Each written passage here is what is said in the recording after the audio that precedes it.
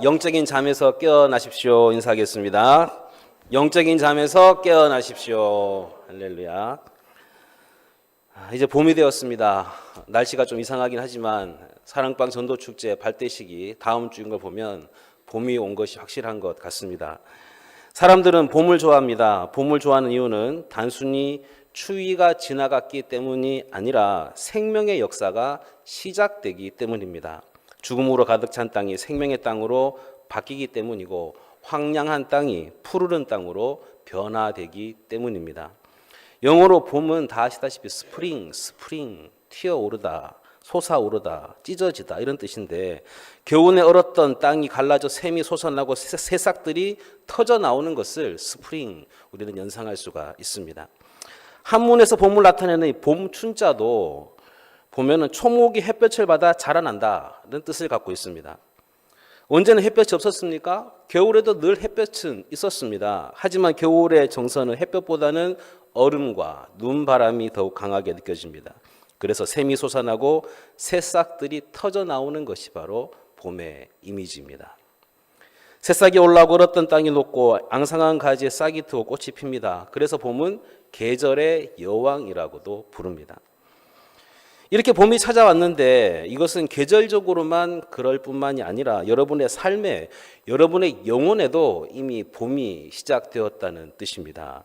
하지만 우리는 한겨울 같은 현실 때문에 혹독한 겨울의 기세처럼 봄을 느끼지 못하도록 만드는 것들이 너무너무 많습니다. 개인적으로 또 가정적으로도 아직 겨울에 그대로 머물러 있는 사람들이 많이 있습니다.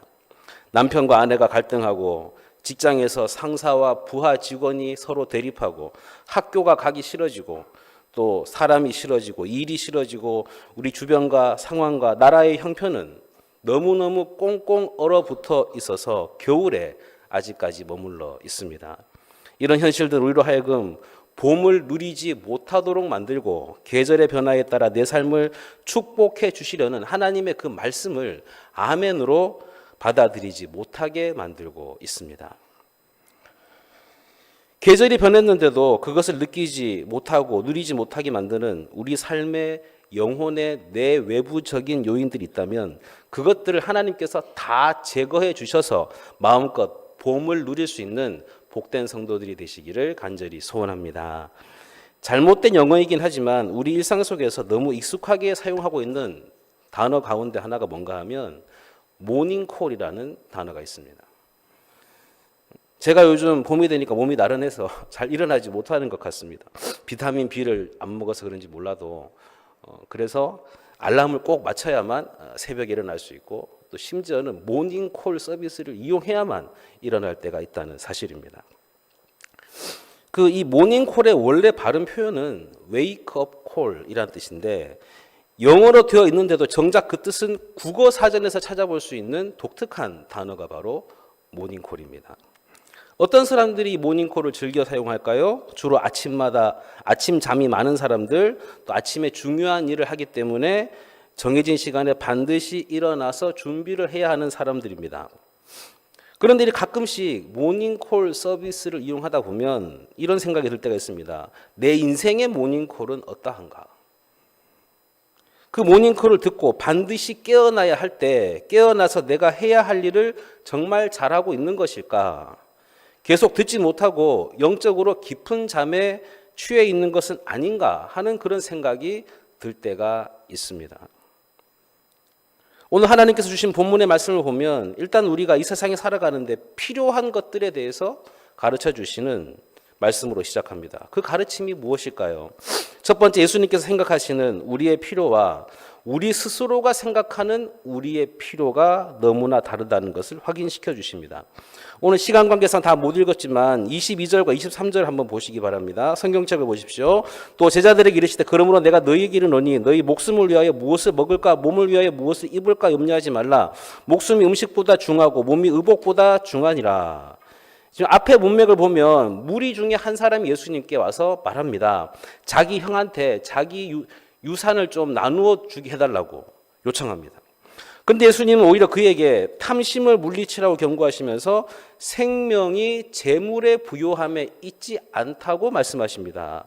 이어서 예수님은 어리석은 부자의 비유를 말씀하십니다. 어떤 부자가 큰 소출을 거두었는데 더 큰 창고를 만들어서 그가 소출한 것들을 모두 쌓아두고는 자기 영혼에게 먹고 마시며 평안히 쉬자고 말합니다.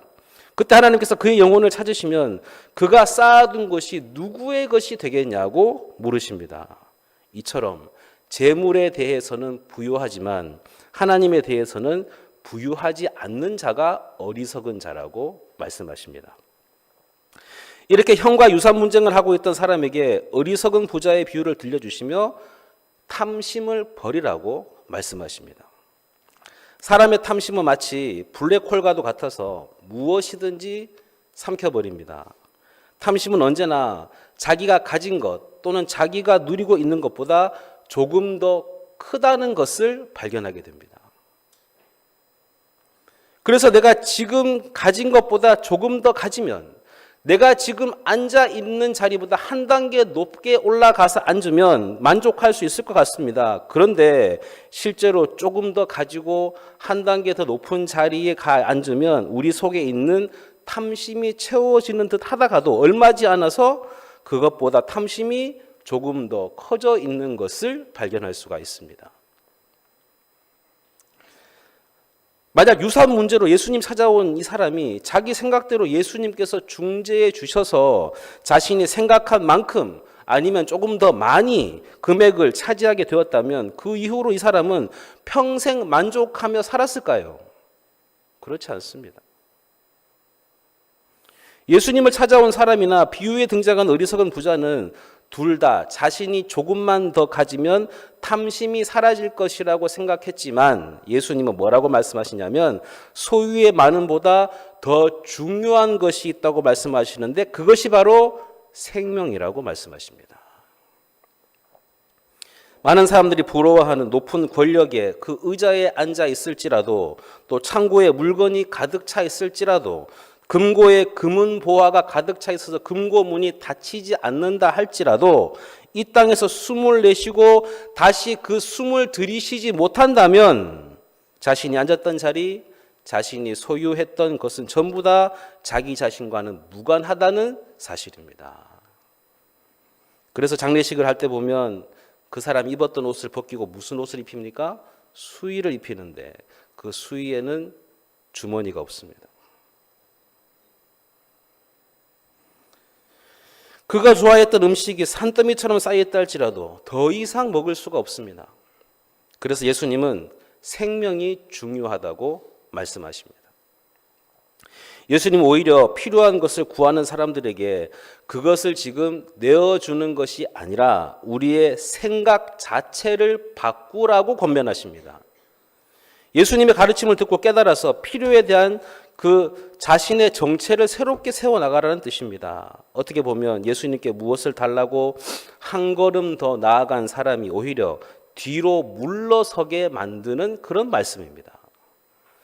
하지만 전진이 아닌 후퇴를 통해 참된 우리의 필요가 무엇인지 알게 된다면 그것은 무엇과도 바꿀 수 없는 영광의 후퇴가 되는 것입니다. 둘째로 예수님이 예로 드신 비유의 말씀을 통해 우리는 스스로가 무력한 존재임을 깨닫게 됩니다. 그러한 무력함을 깨닫는 정도와 비례해서 우리는 신실하게 우리의 필요에 대해 응답하시고 채워주시는 하나님의 은혜를 믿게 되고 간구하게 됩니다. 24절을 보겠습니다. 까마귀를 생각하라. 심지도 아니하고 거두지도 아니하며 골방도 없고 창고도 없으되 하나님이 기르시나니 너희는 새보다 얼마나 더 귀하냐. 이 말씀과 유사한 내용을 담고 있는 마태복음 6장 26절에서 마태는 막연하게 공중의 새를 보라고 했습니다.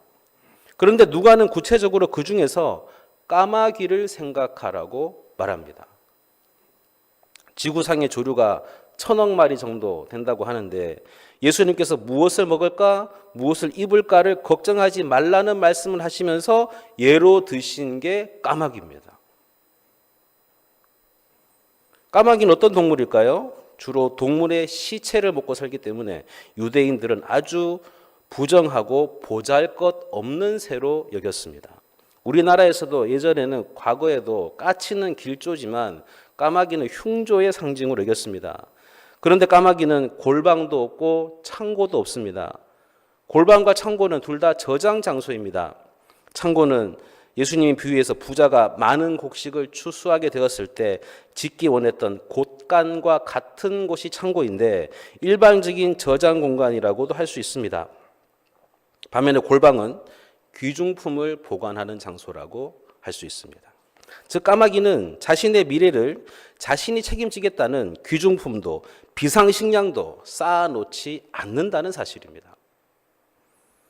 그래서 24절 말씀의 의미는 너희가 그렇게 부정하게 여기고 그렇게 하찮게 여기는 까마귀조차 하나님께서 먹이신다면 하물며 하나님의 형상대로 지음을 받은 너희들을 왜 돌보지 않겠느냐고 반문하시는 것입니다. 이스라엘 자손들이 출애굽에서 광야를 지날 때 그들은 광야에서 농사를 지을 수가 없었습니다. 그래서 하나님께서 내려주신 것이 뭔가 하면 만나였습니다. 처음에 이스라엘 자손들에게 만나는 기적이었습니다. 이게 뭐야? 만후, 이게 뭐야? 하다가 그게 만나가 된 것입니다. 그들이 만나를 처음 보고서 이게 뭐냐? 그랬는데 그 기적이 40년 동안 이어졌습니다. 그런데 이스라엘 자손들이 40년이 지나고 난 다음에 그 기적과 같은 만나에 대해서 뭐라고 표현하냐면 이렇게 표현했습니다. 우리 마음이 이 하찮은 음식을 싫어하노라. 처음에는 기적이었는데 40년이 지나다 보니까 하찮은 음식이 된 것입니다. 좀 더 쉽게 설명하면 이런 뜻입니다. 하나님, 아침에는 삶은 계란 먹었죠. 점심에는 계란 후라이 먹었고, 저녁에는 훈제 계란, 어제는 계란찜, 지난주에는 계란말이, 1년 전에는 계란국, 40년 전에는 날계란. 우리가 닭인지 사람인지 모르겠습니다. 그런 의미입니다. 처음에는 기적이었던 만나가 시간이 지나자 그렇게 하찮은 음식으로 전락해버리고 말았습니다. 하나님의 이스라엘 자손들이 광야에서 살 때 이렇게 매일매일마다 기적을 베풀어 주셨습니다. 그런데 이스라엘 자손들이 가나안 땅에 들어가서 농사를 지어서 첫 번째 수확을 얻은 그 다음 날부터 만나는 내리지 않았습니다.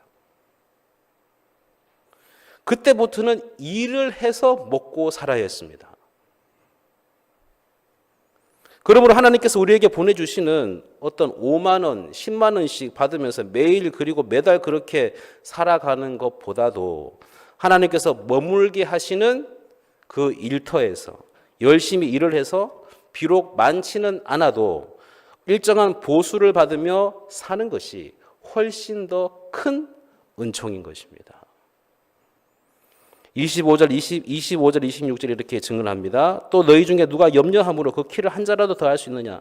그런즉 가장 작은 일도 하지 못하면서 어찌 다른 일들을 염려하느냐? 키를 한 자라도 더할 수 있느냐? 이 한 자는 규빗과 같은 길이 다니는데 한 규빗은 45.6cm입니다. 사람의 키가 45.6cm 자란다는 것은 불가능한 일입니다. 이 키 작은 사람에게 염려 주사 놓는다고 해서 키가 커지지 않습니다. 염려는 전혀 비생산적이라는 뜻입니다. 예수님은 염려하지 말아야 한다는 것을 또 다른 예를 들어 설명하시는데 27절과 28절을 보십시오. 백합화를 생각하여 보라. 실도 만들지 않고 짜지도 아니하느니라. 그러나 내가 너희에게 말하노니 솔로몬의 모든 영광으로도 입은 것이 이 꽃 하나만큼 훌륭하지 못하였느니라. 오늘 있다가 내일 아궁이에 던져지는 들풀도 하나님이 이렇게 입히시거든 하물며 너희일까 보냐. 믿음이 작은 자들아. 솔로몬은 이스라엘 역사상 최고의 영화를 누렸던 왕이었습니다. 다윗과 솔로몬 시대가 우리나라로 치면 어떤 시대인가 하면 고구려 때 광개토 대왕, 장수왕 때 그때 그 시절입니다. 그때 영토가 가장 넓었습니다.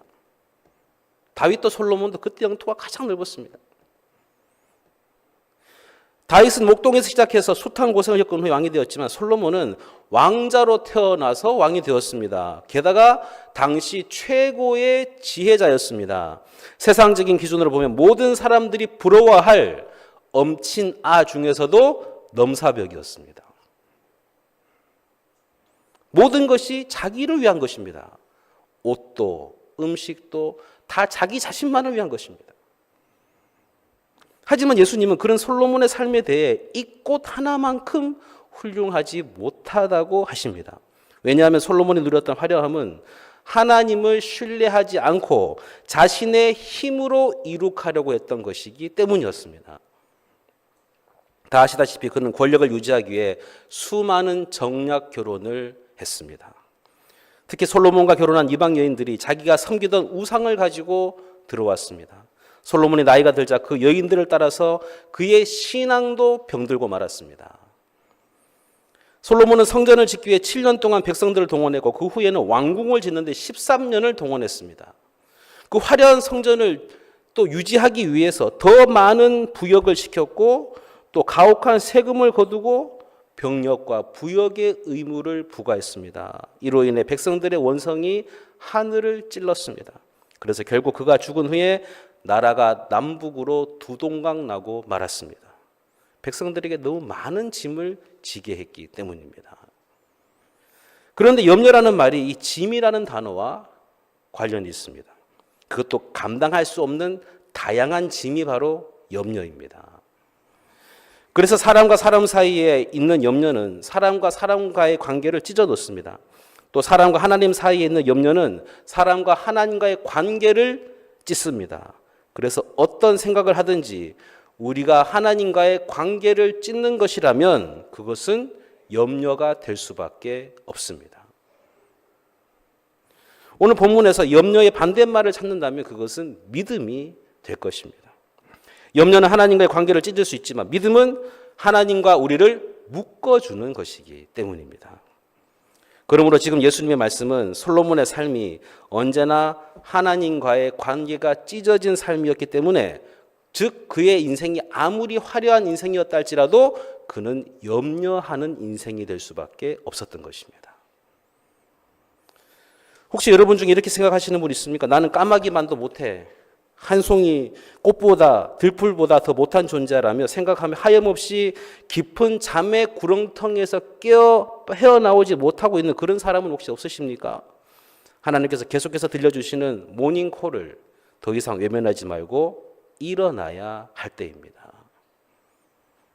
하나님은 하찮게 여기는 까마귀도 길러주시고 아무도 돌보지 않는 백합화도 자라게 하시는 분이십니다. 그 하나님이 바로 우리의 아버지이십니다. 지금 예수님께서 하나님 아버지가 얼마나 좋은 분이신지 우리 각자에게 말씀하고 계십니다. 오늘 있다가 내일 아궁에 던져지는 들풀도 하나님이 이렇게 입히시거든 하물며 너희일까 보냐. 중요한 것은 이것을 우리가 믿느냐 하는 것입니다.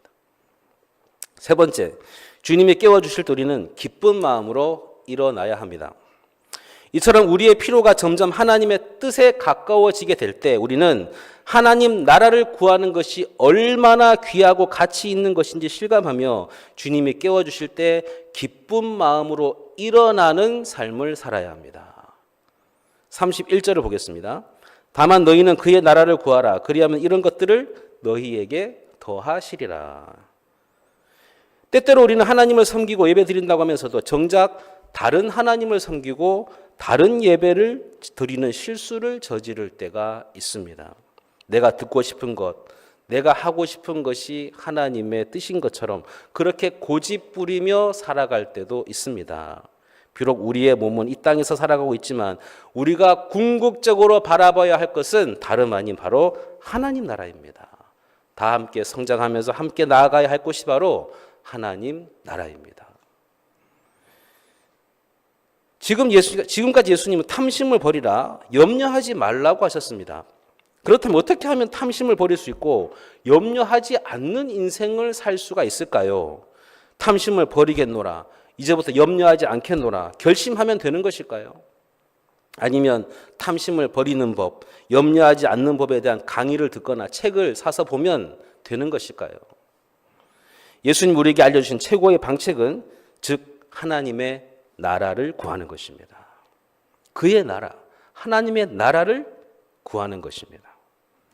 하나님의 나라를 구하면 그렇게 하나님의 다스림을 소망하다 보면 탐심은 내 삶과 내 신앙을 갉아먹기만 할 뿐 아무런 가치가 없다는 사실을 알게 됩니다. 또 염려는 더욱 하나님을 신뢰하게 해주는 디딤돌이 된다는 것을 깨닫게 됩니다. 그리고 우리가 그의 나라 하나님의 나라를 구할 수 있는 것은 하나님께서 우리에게 그 나라를 주셨기 때문입니다. 그래서 네 번째 우리가 가장 소중하게 여겨야 할 보물은 어디 있느냐? 하나님 나라에 있습니다. 32절에서 34절을 보겠습니다. 적은 무리여 무서워 말라. 너희 아버지께서 그 나라를 너희에게 주시기를 기뻐하시느니라. 너희 소유를 팔아 구제하여 낡아지지 아니하는 배낭을 만들라. 곧 하늘에 둔 바 다함이 없는 보물이니 거기는 도둑도 가까이 하는 일이 없고 좀도 먹는 일이 없느니라. 너희 보물이 있는 곳에는 너희 마음도 있느니라. 오늘 우리가 가장 소중하게 여겨야 할 보물은 다름 아닌 하나님 나라에 있다는 것을 다시 한번 일깨워 주시면서 격려해 주십니다. 다른 말로 한다면 바로 영생을 말하는 것입니다. 아무런 비용도 지불하지 않고 예수 그리스도를 구주로 고백한 사람들에게 아낌없이 나눠주신 바로 그 영생이 우리 평생에 잊지 말고 간직해야 할 보물입니다. 이보다 더 귀한 것은 이 세상에는 없습니다. 이제 한 찬송시에 대한 배경을 소개하고 말씀을 마치겠습니다. 미국 필라델피아의 한 고등학교에 여자 선생님이 있었는데 그 학교에는 성격이 매우 삐뚤어진 문제 학생이 한 명 있었습니다. 이 여선생님은 그 아이를 바로 잡아보려는 생각에 조용히 타이르고 있었습니다. 그런데 그만 이 아이는 지붕 스레트로 선생님의 등골을 사정없이 내려치고 말았습니다. 전혀 생각지도 못한 공격에 등뼈에 커다란 상처를 입고 선생님은 그 자리에서 쓰러졌습니다.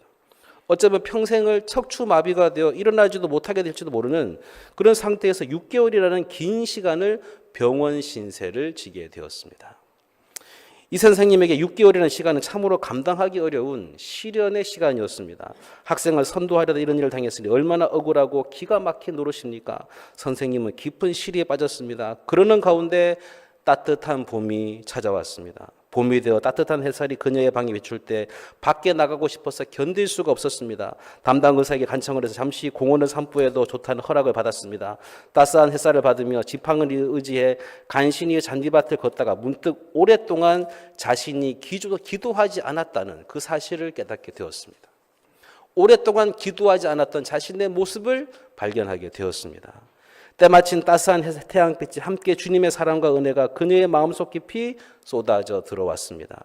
그러자 대자연이 다 그녀를 맞이해 주는 것 같았고 따스한 봄 태양도 한없는 미소로 그녀를 맞이해 주는 것 같았습니다.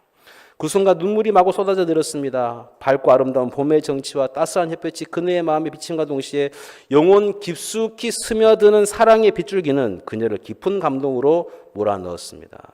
그러자 그녀의 입술에서 평생 불구의 몸이 되게 만들었던 그 학생을 용서하는 기도가 터져나왔습니다. 그때 이 선생님은 한 찬송시를 쓰게 되는데 그 찬송이 바로 428장 내 영혼의 햇빛 비치니입니다. 성도 여러분, 요즘 우리 사회 현실을 바라보면 마음이 참 어둡고 힘듭니다. 봄이 왔는데도 정치 현상은 꽁꽁 얼어붙어서 아직도 겨울에 머물러 있습니다.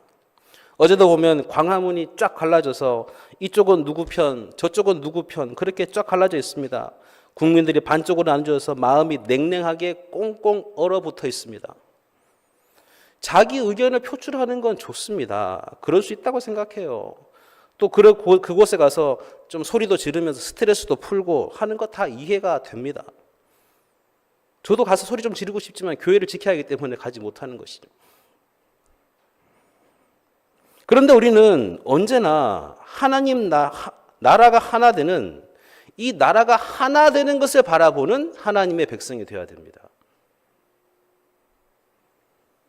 우리는 여당이냐 야당이냐 뭐 진보냐 보수냐 그 위에 뭐가 있어요? 그 위에 국가가 있다는 것을 알아야 됩니다.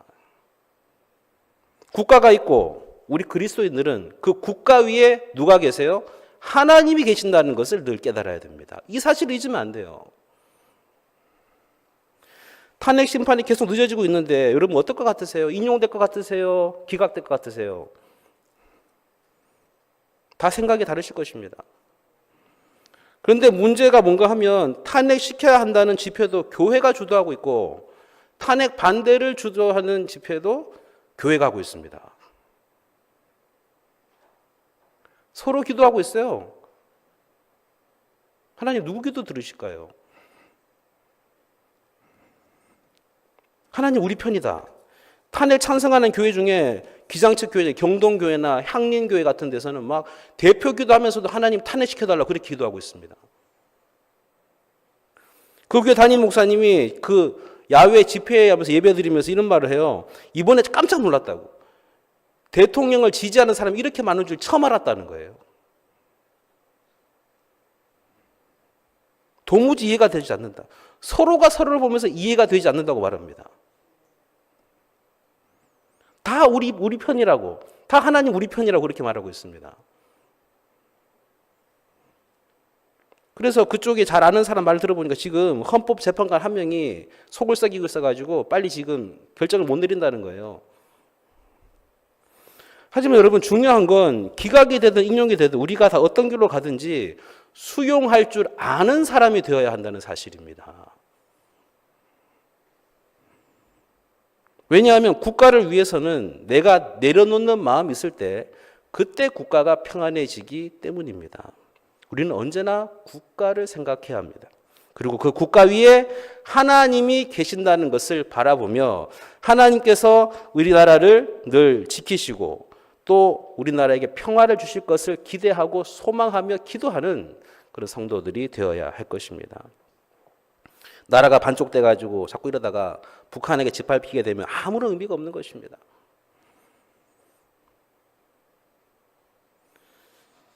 언제나 우리는 국가를 생각하며 묵묵히 하나님께서 일하시고 통치하신 바라보며 그 하나님이 우리 안에 평화를 주실 것을 기대하며 하나님을 의지하는 거룩한 하나님의 백성들이 되시기를 간절히 바랍니다.